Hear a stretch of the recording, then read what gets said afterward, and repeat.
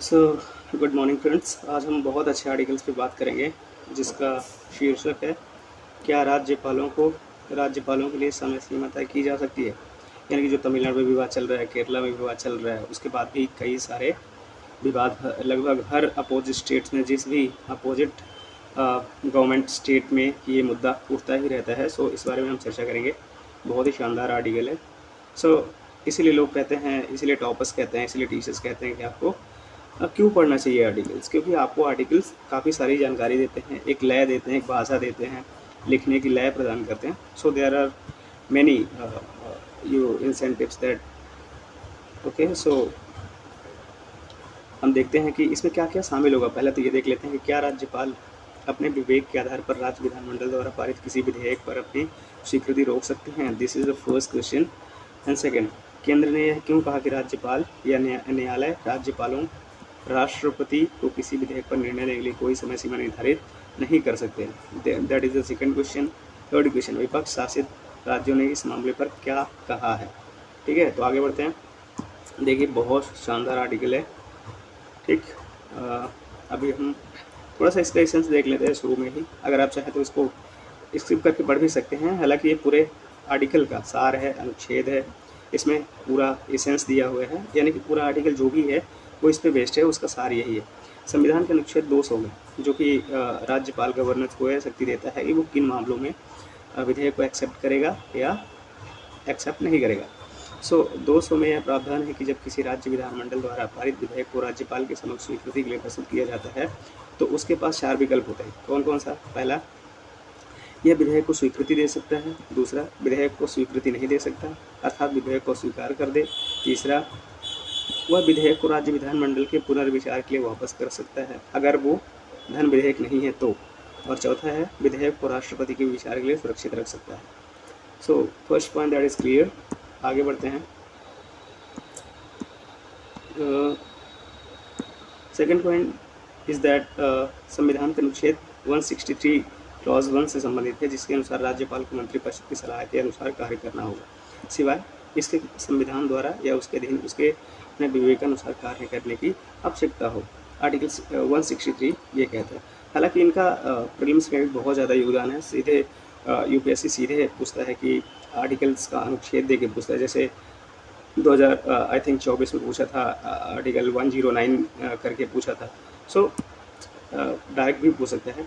तीसरा है कि विपक्ष शासित राज्यों ने तर्क दिया है कि ऐसे राज्यों के राज्यपाल मंत्रिपरिषद की सलाह के विरुद्ध चुनिंदा तरीकों से विधेयक को मंजूरी देने में देरी कर रहे हैं या उन्हें सुरक्षित रख रहे हैं। दैट इज़ द विपक्ष शासित राज्यों के जो तर्क हैं वो ये कहते हैं।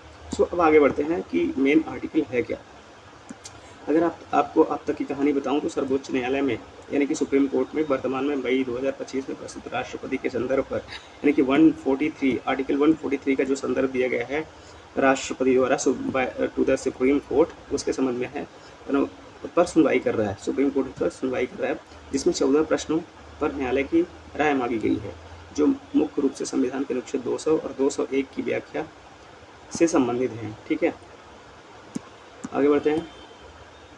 सो वर्तमान संदर्भ क्या है। ठीक, वर्तमान संदर्भ में अप्रैल 2025 में सुप्रीम कोर्ट के फैसले, जिसमें अप्रैल में एक सुप्रीम कोर्ट ने फैसला दिया था जिसका नाम था तमिलनाडु राज्य वर्सेस तमिलनाडु के राज्यपाल और अन्य का परिणाम है, जिसने राज्य विधानसभा द्वारा पारित विधेयकों पर कार्रवाई के लिए राज्यपालों और राष्ट्रपति के लिए समय सीमा निर्दिष्ट की थी। यानी कि सुप्रीम कोर्ट ने कहा था कि आप उसमें समय सीमा लगाई थी। ठीक है, यह माना गया था कि यदि राज्यपाल को राज्य मंत्रिपरिषद की सलाह के विपरीत राष्ट्रपति के विचार के लिए विधेयक को रोकना या आरक्षित करना था तो उसे 3 महीने के अवधि के भीतर ऐसा करना चाहिए। हालांकि तमिलनाडु में मामला ये था कि गवर्नर ने कई महीनों तक बिल को विधेयक को दबा कर रखा। ठीक है, इसलिए सुप्रीम कोर्ट ने कहा कि आपको 3 महीने के अंदर ऐसा फैसला कर लेना चाहिए। इसने आगे माना कि यदि कोई विधेयक जिसके लिए सहमति रोक दी गई है या राज्य विधानमंडल द्वारा फिर से पारित किया जाता है तो राज्यपाल ऐसे विधेयकों को सहमति देगा। ये तो खैर है ही, संविधान में है कि अगर आपने किसी विधेयक को वापस मंत्रिपरिषद लौटा दिया है और मंत्रिपरिषद ने यदि आपको वापस फिर से वो विधेयक पारित करके आपके पास भेज दिया है तो आपको सहमति देनी ही होगी। सो इसने राष्ट्रपति को उनके विचार के लिए आरक्षित राज्य विधेयकों पर निर्णय लेने के लिए 3 महीने की समय सीमा निर्धारित की थी। 3 महीने सुप्रीम कोर्ट ने कहा था कि आपको 3 महीने के अंदर आपको निर्णय लेना ही चाहिए था। ठीक है, 3 महीने, ठीक 3 महीने की समय सीमा निर्धारित की थी। अदालत ने यह भी माना था कि यदि ऐसे विधेयकों पर राज्यपाल और राष्ट्रपति द्वारा निर्णय निर्धारित समय सीमा से परे देरी सहित न्यायिक समीक्षा के अधीन होंगे। यदि आप देरी करते हैं उसको विधेयक को सहमति देने में, तो वो न्यायिक समीक्षा के अधीन है। सरकार ने न्यायालय के समय सीमा निर्धारित करने के अधिकार के बारे में प्रश्न उठाए हैं, जबकि संविधान में इसका उल्लेख नहीं है। ठीक है, आगे बढ़ते हैं। अब देखते हैं कि संविधान इस मामले में क्या कहता है। ठीक, संविधान के अनुच्छेद 200 में यह प्रावधान है कि जब किसी राज्य विधानमंडल द्वारा पारित विधेयक को राज्यपाल के समक्ष स्वीकृति के लिए प्रस्तुत किया जाता है, तो उसके पास 4 विकल्प होते हैं। पहला, जैसा कि हमने ऊपर बताया, सार में ही बता दिया था, वो उसको स्वीकृति दे सकता है, उसको स्वीकृति नहीं दे सकता, अर्थात विधेयक को अस्वीकार कर सकता है। ठीक है। तीसरा, वह विधेयक को राज्य विधानमंडल के पुनर्विचार के लिए वापस कर दे। चौथा, विधेयक को राष्ट्रपति विचार के लिए सुरक्षित रख सकता है। ठीक है, आगे बढ़ते हैं। यहाँ पे एक शमशेर सिंह मामला 1974 सहित विभिन्न मामलों में सर्वोच्च न्यायालय ने माना है कि राज्यपाल किसी विधेयक पर अपनी स्वीकृति रोकते समय अपनी विवेकाधीन शक्तियों का प्रयोग नहीं करते हैं। उन्हें मंत्रिपरिषद की सलाह के अनुसार कार्य करना आवश्यक है। ऐसा सुप्रीम कोर्ट का मानना है। किसी भी विधेयक को पुनर्विचार के लिए राज्य विधानमंडल को लौटाना भी मंत्रिपरिषद की सलाह के आधार पर ही किया जाना चाहिए। जैसा कि टी कृष्णमचारी ने संविधान सभा में स्पष्ट किया था, ऐसा तब किया जा सकता है जब सरकार को लगे कि विधेयक में संशोधन की आवश्यकता है। ठीक है, यदि ऐसा विधेयक राज्य विधानमंडल द्वारा पुनः पारित किया जाता है तो उसे राज्यपाल स्वीकृति प्रदान करेंगे। ठीक, ये तो समझ में आ ही गया होगा, सिंपल पॉइंट है। आगे बढ़ते हैं। जहाँ तक किसी विधेयक को राष्ट्रपति के विचारार्थ आरक्षित करने का प्रश्न है, राज्यपाल को कुछ विधेयकों को आरक्षित रखना होगा। जैसे कि विधेयक उच्च न्यायालय की शक्तियों को कम करते हैं। यदि कोई विधेयक उच्च न्यायालय की शक्तियों को कम करने से संबंधित है तो राज्यपाल उसको राष्ट्रपति के लिए आरक्षित कर सकता है। ठीक है, वह मंत्रिपरिषद की सलाह पर कुछ विधेयकों को आरक्षित रख सकते हैं, जैसे कि संवर्ती सूची में सूचीबद्ध किसी विषय से संबंधित विधेयक, ताकि संघीय कानून के प्रतिकूल होने के बावजूद उसके प्रावधानों का संचालन सुनिश्चित हो सके। केवल दुर्लभ परिस्थितियों में ही राज्यपाल अपने विवेक का प्रयोग कर किसी विधेयक को आरक्षित रख सकते हैं, यह जहां उन्हें लगता है कि विधेयक के प्रावधान संविधान के किसी भी प्रावधान का उल्लंघन करते हैं और इसलिए उसे राष्ट्रपति के विचारार्थ आरक्षित रखते हैं। ठीक है, ऐसे ही मामलों पे राज्यपाल किसी विधेयक को आरक्षित रख सकता है, नहीं तो नहीं कर सकता वो। ठीक है, संविधान में राज्यपाल के लिए अपने स्वीकृति के लिए प्रस्तुत किसी विधेयक पर निर्णय लेने हेतु तो कोई समय सीमा निर्धारित नहीं की गई है। अक्सर यूपीएससी यहाँ से प्रश्न बनाता है कि उसके लिए समय सीमा निर्धारित है। आपने कई सारे प्रश्न देखे होंगे जो स्टेट पीसीएस में भी ऐसे ही पूछे जाते हैं, तो यहाँ से आप समझ सकते हैं कि नहीं, ऐसा नहीं है, कोई भी समय सीमा निर्धारित नहीं है। अनुच्छेद 200 के मुख्य भाग में कहा गया है कि एक बार जब कोई विधेयक राज्यपाल के समक्ष प्रस्तुत किया जाता है तो वह घोषणा करेगा कि विधेयक पर अपनी स्वीकृति देता है या अपनी स्वीकृति रोक लेता है, या विधेयक को राष्ट्रपति के विचारार्थ सुरक्षित रखता है। अनुच्छेद के प्रावधानों में यह भी कहा गया है कि राज्यपाल विधेयक को यथाशीघ्र यानी जल्दी से जल्दी राज्य विधानमंडल के पुनर्विचार के लिए लौटा सकता है। ठीक है, अब क्या सिफारिशें हैं, थोड़ा देख लेते हैं सिफारिशें क्या है। सरकारी आयोग 1987 में, सरकारी आयोग बहुत फेमस आयोग है। ठीक है, जो सरकार की कार्यप्रणालियों के बारे में स्टडी के लिए कमीशन किया गया था। सरकारी आयोग 1987 ने कहा था कि केवल राष्ट्रपति के विचारार्थ विधेयकों का आरक्षण, वह भी स्पष्ट रूप से असंवैधानिक मामलों में राज्यपाल की विवेकाधीन शक्ति के रूप में निहित किया जा सकता है। ऐसे अपवादात्मक मामलों को छोड़कर राज्यपाल ने अनुच्छेद 200 के अंतर्गत अपने कार्यों का निर्वहन मंत्रियों की सलाह के अनुसार करना चाहिए। ऐसा सरकारी आयोग ने भी कहा था कि जो गवर्नर है उसको मिनिस्ट्री ऑफ काउंसिल के साथ कोऑपरेशन करके निर्णय लेना चाहिए। इसने आगे सिफारिश की थी कि राष्ट्रपति केंद्र सरकार को ऐसे विधेयकों का निपटारा अधिकतम 6 माह के भीतर करना चाहिए। कुंची आयोग 2000 ने सिफारिश की थी कि राज्यपाल को अपनी स्वीकृति के लिए प्रस्तुत किसी विधेयक पर 6 महीने की अवधि के भीतर निर्णय लेना चाहिए।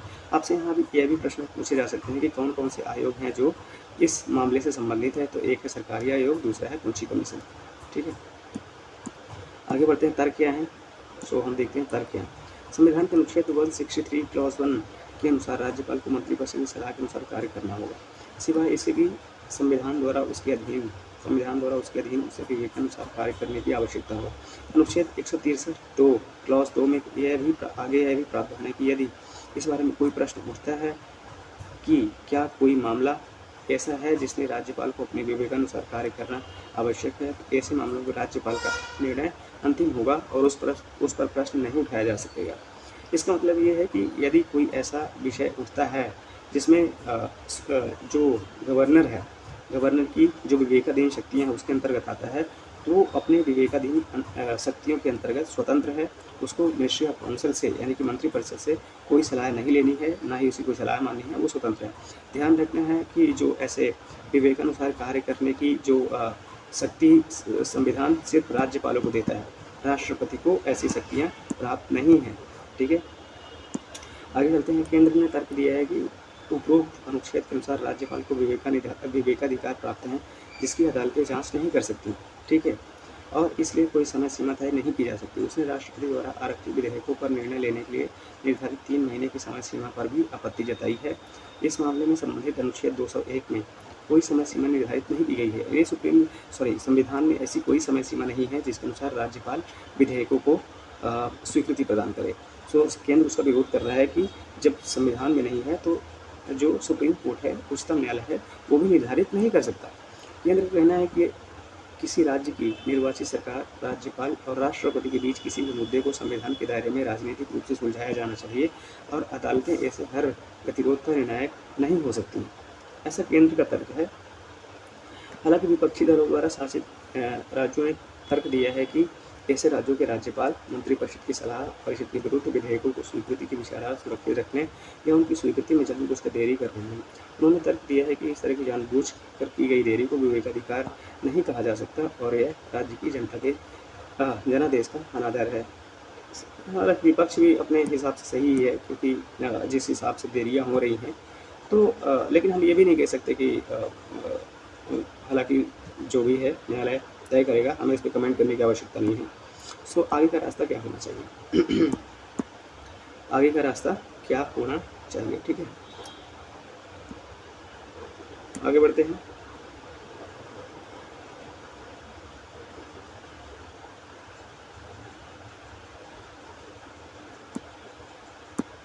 ये पॉइंट है कि आगे का रास्ता क्या होना चाहिए। ठीक है, ऊपर बताए गए सभी मुद्दे लक्षणों की प्रकृति के हैं। हमारी संघीय व्यवस्था को ग्रासित करने वाली मूल बीमारी राज्यपाल पद का राजनीतिकरण रही है। CN अन्नादुरई से लेकर नीतीश कुमार तक। ठीक है, कई राजनीतिक नेताओं ने अतीत में राज्यपाल पद को समाप्त करने की मांग की है। हालांकि ऐसी संवैधानिक व्यवस्था के अनुसार संघीय कार्यपालिका के लिए राष्ट्रपति की तरह ही राज्य कार्यपालिकाओं के लिए भी एकमात्र प्रमुख की आवश्यकता है। फिर भी संघवाद ही हमारे संविधान की एक बुनियादी विशेषता है और राज्यपाल के कार्यालय को राज्यों में लोकप्रिय रूप से निर्वाचित सरकारों की शक्तियों को कमजोर नहीं करना चाहिए। ठीक है,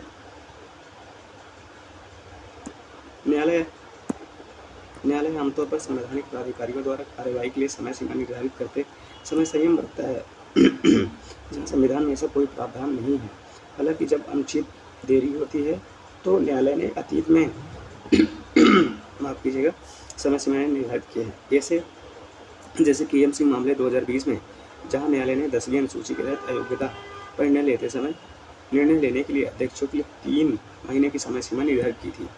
इससे पहले भी KM सिंह मामले में 2020 में जब महाराष्ट्र में वो केस चल रहा था एंटी डिफेक्शन मामले में, तो सुप्रीम कोर्ट ने कहा था कि अब 3 महीने के अंदर निर्णय ले लेना चाहिए।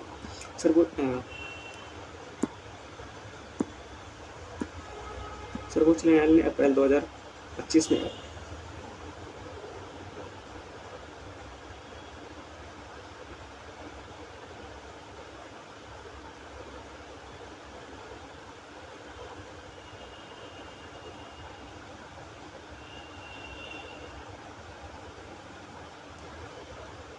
सर्वोच्च न्यायालय ने अप्रैल 2025 में अपने फैसले में अनुच्छेद 200 के शब्दों की जानबूझकर व्याख्या की है।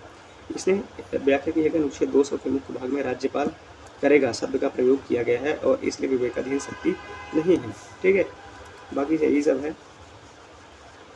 इसको किसने लिखा है, तो इसको रंगराजन आर, जो पूर्व IAS अधिकारी हैं और courseware on polity simplified के लेखक भी हैं। उन्होंने लिखा है, बहुत अच्छा आर्टिकल है। सो आई होप गाइज आपको समझ में आया होगा। सो धन्यवाद। हम अगले फिर नेक्स्ट आर्टिकल में बहुत अच्छे आर्टिकल के साथ आपके फिर से मिलेंगे। बहुत बहुत धन्यवाद यहाँ रहने के लिए। प्लीज़ सपोर्ट करें, लाइक करें, सब्सक्राइब करें, प्लीज़ शेयर करें।